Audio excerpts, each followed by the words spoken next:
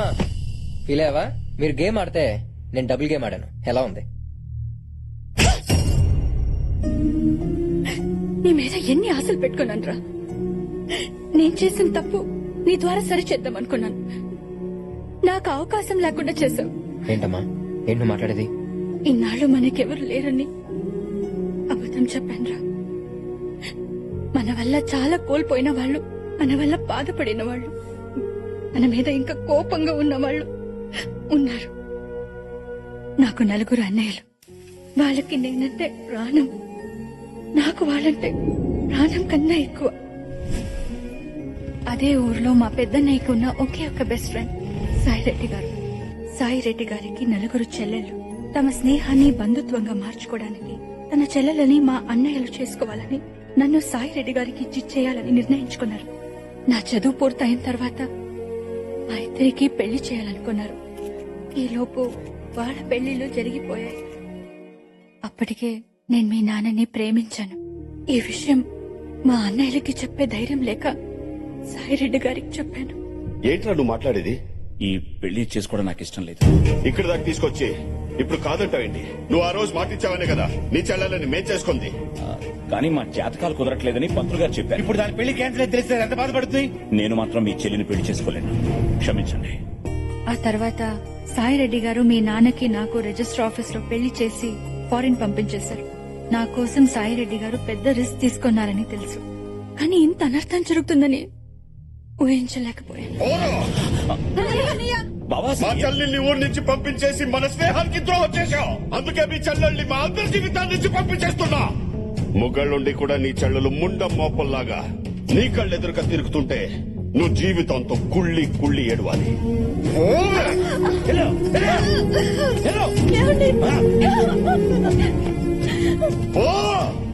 అప్పటికే మా వదిన ప్రెగ్నెంట్. పుట్టింట్లోనే ప్రసవించి అక్కడే ఉండిపోయింది. తనకి కూతురు పుట్టిందని తెలిసి తన కూతుర్ని తను తెచ్చుకోవాలని మా అన్నయ్య కోర్టుకు వెళ్లాడు. అమ్మాయి మేజర్ అయ్యేంత వరకు తల్లి సంరక్షణలోనే ఉండాలని, ఆ తర్వాత పెళ్లి చేసే బాధ్యత తండ్రికి అప్పగిస్తూ కోర్టు తీర్పు చెప్పింది. నువ్వెప్పుడైతే పెళ్లి గురించి మాట్లాడావో మా అన్నయ్య కూతుర్ని నీకిచ్చి పెళ్లి చేస్తే కనీసం ఆ పెళ్లితోనైనా అందరూ కలుస్తారని సాయిరెడ్డి గారికి ఫోన్ చేశాను. చూడమ్మా, నీ వల్లే వాళ్ళ కాపురాలు కూలిపోయాయని అందరూ బాధలో ఉన్నారు. పైగా నువ్వు కోడల్ని చేసుకోవాలనుకుంటున్న దివ్య కూడా నీ మీద కోపం పెంచుకుంది. ఇంకిలాంటి ప్రయత్నాలు మనం చెయ్యొద్దు. నా పెళ్లి నా ఆడపడుచులకి అన్యాయం చేసింది. మళ్ళీ నీ పెళ్లి ద్వారా వాళ్ళకి న్యాయం చేయాలనుకున్నాను, కానీ అది కుదరలేదు. ఊరుకోమ్మా, ఇందులో నీ వల్ల ఏ తప్పు జరగలేదమ్మా. ఏమన్నా పొరపాటు జరుగుంటే అది నేను సరిదిద్దాను. సారీ అమ్మా. ఇన్నాళ్ళు కరెన్సీ వాల్యూ తెలుసుకున్నాను కానీ కన్నీళ్ళ వాల్యూ తెలుసుకోలేకపోయాను. ఇప్పటిదాకా ఇక్కడ డబ్బు సంపాదించాను. ఇప్పుడు అక్కడికి వెళ్ళి వాళ్ళ ప్రేమ సంపాదిస్తాను. తర్వాత దివ్య గురించి ఎంక్వైరీ చేశాను. ఫేస్బుక్, ఇన్స్టాగ్రామ్, ట్విట్టర్ అన్ని సెర్చ్ చేస్తే తను గ్రీన్ ఆర్మీలో యాక్టివిస్ట్ అని తెలిసింది. అక్కడి నుంచి స్కెచ్ చేసి మన ఫ్యాక్టరీ పొల్యూట్ చేస్తున్న గ్రీన్ ఆర్మీకి మెయిల్స్ పెట్టి మన ఫ్యాక్టరీని మూయించేశాను. అలా దివ్యకి దగ్గరయ్యాను. ఇప్పుడు అదే ప్రేమ పేరుతో మా ఫ్యామిలీని కలవబోతున్నాను.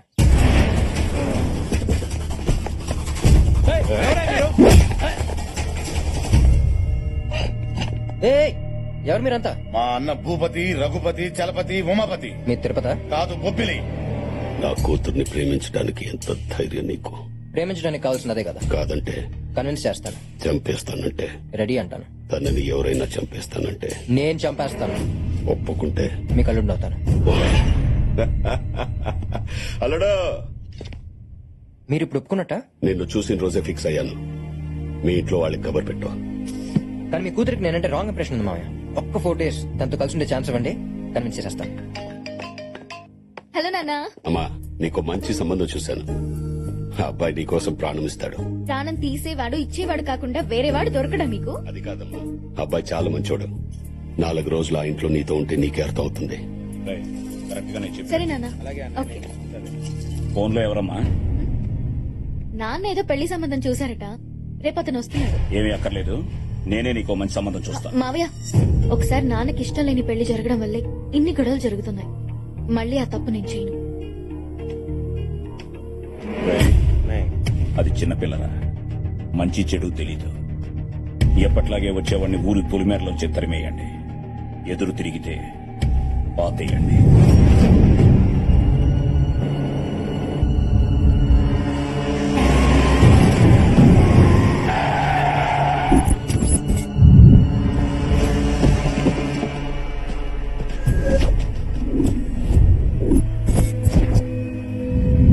వచ్చే పెళ్లి కొడుకు ఈ బండిలోనే ఉన్నాడు. బండిలోనే పాతేయండ్రా.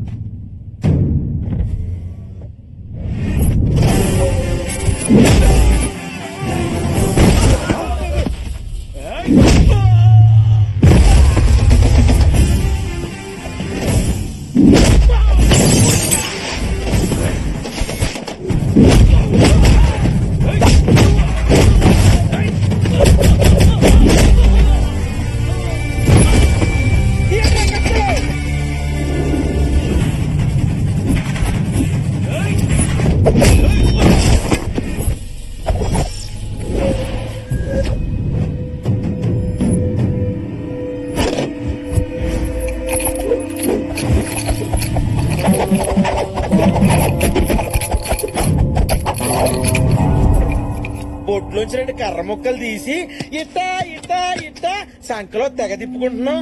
అప్పుడెప్పుడు ఇంట్రొడక్షన్ వాడాను రా, చాలా గ్యాప్ వచ్చింది, తచ్చిపోయింది కానీ మర్చిపోలా. అయితే కొట్టేస్తావా? అది మీ బిహేవియర్ మీద బేస్ అయి ఉంటదిరా. మీరు వెనక్కి వెళ్తే నేను ముందుకెళ్తా, లేదంటే వెనక ముందు చూడకుండా కొడతా.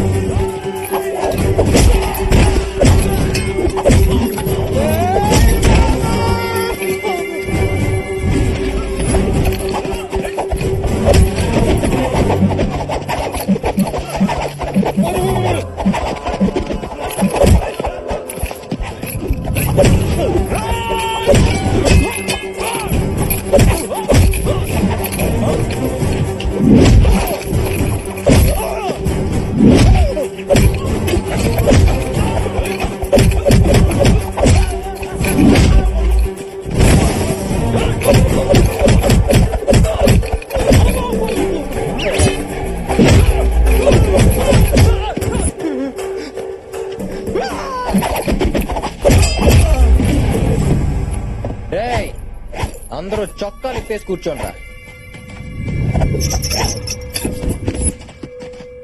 సో ఫైనల్ గా మీ అందరికి ఏమర్థమైందిరా? రూట్ తెలియకుండా డ్రైవింగ్, ఎదుటోడు స్టామినా తెలియకుండా ఫైటింగ్ చేయకూడదని అర్థమైందన్నయ్య. మీ ఫేస్ చూస్తుంటే ప్రొఫెషనల్స్ లా లేరురా. ఏం పని చేస్తారా? సాయిరెడ్డి చెప్పిన పనులన్నీ. ఎంత ఇస్తాడేంటి? 2 పూట్ల భోజనం పెట్టా ఎయ్యిస్తాడన్నా. రోజుకా? నెలకి. నాకు ఓ విషయం అర్థమైందిరా. మీలో ఎవ్వరూ కావాలని రౌడీలు అవ్వలేదు, మీ దరిద్రమే మిమ్మల్ని రౌడీలు చేసింది. అవునన్నా. మీ అందరికి బ్యాంక్ అకౌంట్లు తీసి ఒక్కొక్కడికి 10 లక్షలు వేస్తాను. మీ పిల్లలందరినీ బాగా చదివించి ప్రయోజకులను చేయండి. నువ్వు అల్లునివి కాదన్నా, మా కోసం వచ్చిన దేవుని నువ్వు.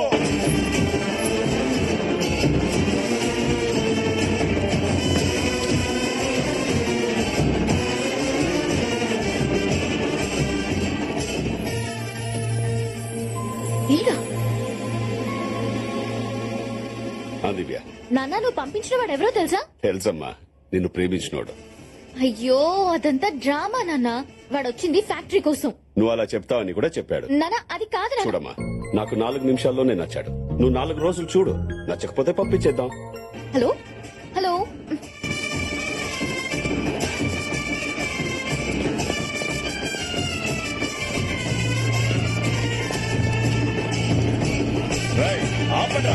ఊరవతల వేసేయమంటే ఊరేగింపుగా వచ్చారేంట్రా? ఇదిగో అన్నాయ్, బాబుని మేము అల్లుడిగా ఫిక్స్ అయిపోయాం. నువ్వు కూడా ఫిక్స్ అయిపో అన్నాయ్. ఎట్లా ఫిక్స్ అయ్యేది? చేస్తావా? కూల్ బాబాయ్. రౌడీస్, బాబాయ్తో కొంచెం పర్సనల్ గా మాట్లాడాలి. మీరు ఈ లోపు లగేజ్ లోపల పెట్టండి. రేయ్, అన్నా. చూడు బాబాయ్, ఆ భూపతి రాజు పంపితే నేను ఇక్కడికి రాలేదు. దివ్యను ఇష్టపడ్డాను కాబట్టి వచ్చాను. సో మీరు ఈవెంట్ స్టోరీలోకి నా లవ్ స్టోరీని లాక్కండి ప్లీజ్. కోఆపరేట్ చేయండి. ఏంట్రా కోఆపరేట్ ఆగు, చేసేది? సౌమ్య. ముందైతే నాకు నచ్చాలి కదా. 4 రోజుల్లో ఎలాగో వెళ్ళిపోతాడు, ఉండనివ్వండి. ఎక్స్ట్రాలు చేసావు. ఓకే.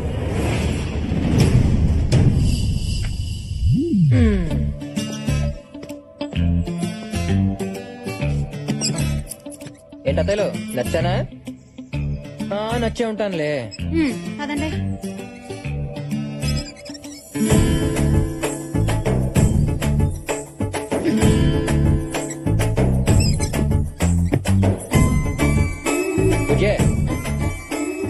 నువ్వు అక్కడ లవ్ కట్ చేసుకుని వస్తే నేను ఇక్కడ మ్యారేజ్ సెట్ చేసుకుని వచ్చా. ఎలా ఉంది ట్విస్ట్? 4 రోజుల్లో నేను చెక్అవుట్ చేస్తా. నీ లగేజ్ తో రెడీగా ఉండు. అబ్బో, ఇందాక నుంచి అబ్జర్వ్ చేయలేదు కానీ లంగా ఉన్నలో భలే సెక్సీగా ఉన్నావే. అన్నాడు అన్నాడక్క. అబ్బో,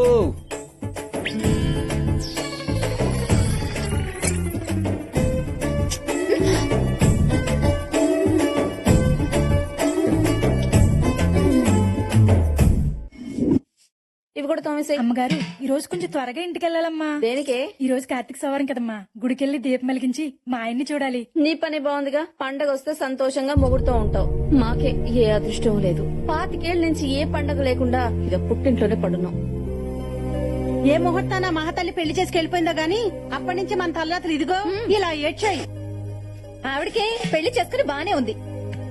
ఎవరితోనో లేచిపోయి మనందరికీ మనశ్శాంతి లేకుండా చేసింది. ఏంటో మీటింగ్ పెట్టారు? ఓ, నా పెళ్లి గురించి ప్లాన్ చేస్తున్నారా? కాదు, నిన్నెలా బయటికి పంపాలని ఆలోచిస్తున్నాం. అబ్బచ్చా, నేను అంతా విన్నానులే గాని అయినా మీరు అత్తలు కాదు, అప్సరసలు. ఎంత అందగత్తులు వదిలేసుకున్నందుకు మీరు కాదత్త, వాళ్ళు అడవాలి. అందం ఉండి ఏం ప్రయోజనలే బాబు. ఓ పాపిస్తు దాని వల్ల మా జీవితాలు ఇలా తయారయ్యాయి. ఇప్పుడేంటి మా వెళ్తే గుడికి వెళ్ళకపోతున్నారని బాధపడుతున్నారు అంతే కదా? పిచ్చత్తలు, పండగ పూట 10 నిమిషాలు గుళ్ళో చుట్టం ఎందుకు? మిమ్మల్ని పర్మనెంట్ గా మీ మొగుళ్ళతో కలిపేస్తా. అప్పుడు మీరు ప్రతిరోజు పండగ చేసుకోవచ్చు. ఏయ్, అనవసరంగా వీళ్ళలో లేనిపోని ఆశలు రేకెత్తించకు. ఇంట్లోకి రానిచ్చాం కదా అని ఇంటి విషయాల్లో తలదూర్చావో తెగిపోద్ది. అలాగే బాబాయ్. అబ్బాయి, అయినా మీరు తలంచుకుని తాళి కట్టించుకుందే వాళ్ళని తలుచుకుని బతకటం కాదత్తా, వాళ్ళతో కలిసి బతకటానికి. నేను కలుపుతా. ఏయ్, ఇది నీ వల్ల కాదు. నా వల్ల కాకపోతే ఎక్కడి నుంచి వెళ్ళిపోతాను. నిజంగా వెళ్ళిపోతావా? ఆ? ఈ మాట మీద నిలబడాలి. ఈ కార్తీక్ గడు భూమి మీద కన్నా మాట మీద ఎక్కువ నిలబడతాడు.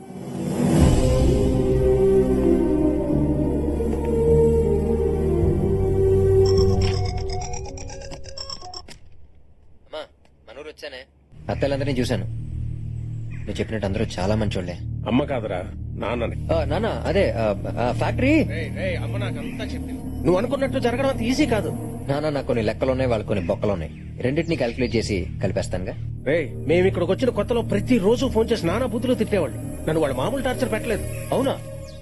అమ్మాళ్ళ గురించి అంత పాజిటివ్ గానే చెప్పిందే. ఇంత నెగిటివ్ యాంగిల్ ఉందా? అయినా నాన్న, నువ్వు ఎప్పుడు చెప్తూ ఉంటావుగా ఎదుటి వాళ్ళు ఇచ్చింది తిరిగి ఇచ్చేయమని. ఇచ్చేయి. వాళ్ళు పెట్టిన టార్చర్ వాళ్ళకి తిరిగి ఇచ్చేయి. హలో, ఎరా బామ్మర్దే, బ్రేక్ఫాస్ట్ అయిందా? నువ్వా? నీకెంత ధైర్యం నాకు ఫోన్ చేయడానికి? ఫోన్ చేయడానికి కావాల్సిన ధైర్యం కాదురా, ఫోన్. బఫలో బఫలోనా? ఏనాయన పిలు. అన్నయ్య, అన్నయ్య, వాడు ఫోన్ చేశాడు అన్నయ్య. ఎవడో? ఆ ఫోన్ చేసిన లైన్ లో ఉన్నాడు. చెప్పు, ఎవడో? మన చెల్లెలు లేపుకెళ్ళి పెళ్లి చేసుకున్నాడే వాడు. వాడెందుకురా ఫోన్ చేశాడు? వీరికి నాయాల మా నుంచి తప్పించుకోవడానికి అడ్రస్లు మార్చేశావు. అవునరా, అన్ని మార్చేశా. నీ ఫేట్ కూడా మార్చబోతున్నా. నువ్వేంట్రా నా ఫేట్ ని మార్చింది? ఎరా, కూతురు పెళ్లి చేయబోతున్నావుట, జరగదా? లేపుకుపోతాడు. రేయ్, ఎవడ్రా నా కూతుర్ని లేపుకుపోయేది? నా కొడుకు దింపేశా. ఈ పాటికి ల్యాండ్ అయ్యే ఉంటాడు. తాళి కట్టే ఒక్క నిమిషం ముందన్నా వచ్చి నీ కూతుర్ని లేపుకుపోతాడు. వెంటనే పెళ్లి పనులు ఆపేయి.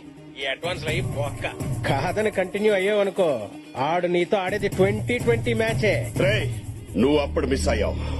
కానీ నీ కొడుకు ఇక్కడికి వస్తే వాడిని ముక్కలు ముక్కలుగా నరికి నీకు పార్సల్ చేస్తా. ఆ పీకేవలే. రేయ్, ఆ సరస్వతి కొడుకు దిగాడట. ఊళ్ళో ఎవరైనా కొత్త వాళ్ళు కనిపిస్తే కాళ్ళు చేతులు కట్టి తీసుకురాట్రా. అలాగే ఏంటి మామయ్య అందరూ అంత టెన్షన్ పడుతున్నారు? ఎవరు ఫోన్ లో? ఏవో పాత గొడవలు. కరెక్ట్ టైంకి వచ్చావురా.